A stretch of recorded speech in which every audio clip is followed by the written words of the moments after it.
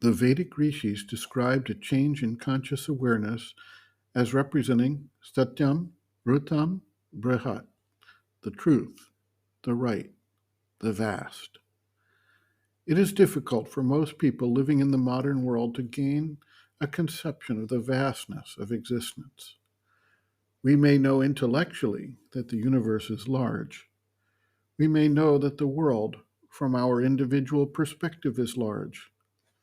But the sense of infinity, the sense of unending wideness, is missing as we remain circumscribed by the limits of our daily life and the frenetic pace of interaction that occurs within that life.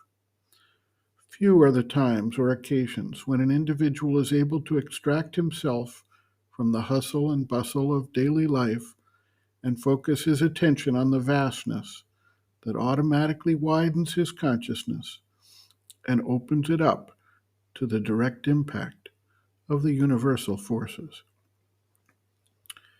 In the days of the Vedic rishis, there was not a pervasive and overwhelming buzz of electricity, artificial lighting, and constant vibrations of sound of television, radio, internet, fluorescent lights, billboard signs, motor vehicles, etc.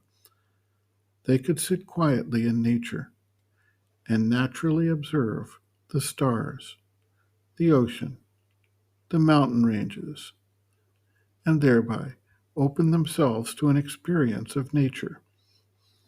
Until an individual has an actual experience of that vast consciousness, it remains purely a mental concept and does not thereby create the necessary status of consciousness for the kind of direct connection that is described by the rishis.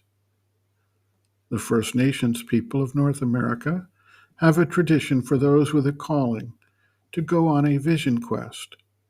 Typically, they go out alone into the wilderness to commune with nature, to experience a touch of the infinite expanse of the universal creation, and to let the day-to-day life slip away so they can experience a deeper realization and understand who they are and why they are alive.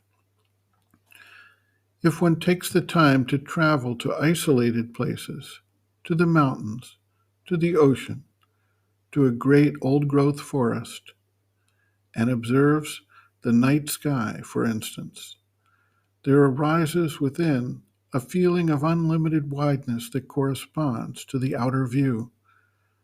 One can share in the experience of infinity, of a timelessness that escapes our normal daily awareness, of a beauty that captivates our souls as one leaves behind the limiting factors that distract us from the greater reality within which we live. Truly, it is said that day for the ordinary man is night for the sage. Sri Aurobindo describes this sense of wideness and the power of nature in his epic poem Savitri, a Legend and a Symbol, when he writes, quote, I know there shall inform the inconscient selves, at one with nature and at height with heaven, a spirit vast as the containing sky, and swept with ecstasy from invisible founts. End quote.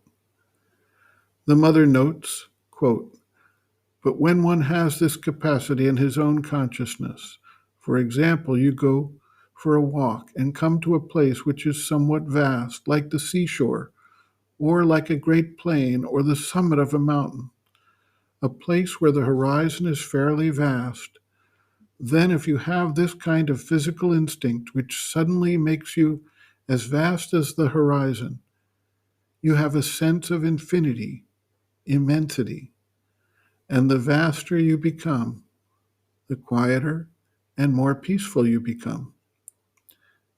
It is enough for you to have a contact with nature like that. There are many other means, but this one is very spontaneous.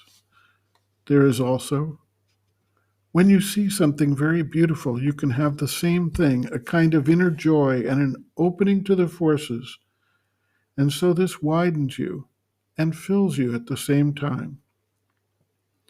There are many means, but usually one does not use them. Naturally, if you enter into contemplation and aspire for a higher life and call down the forces from above, this recuperates your energies more than anything else. But there are numerous methods. End quote.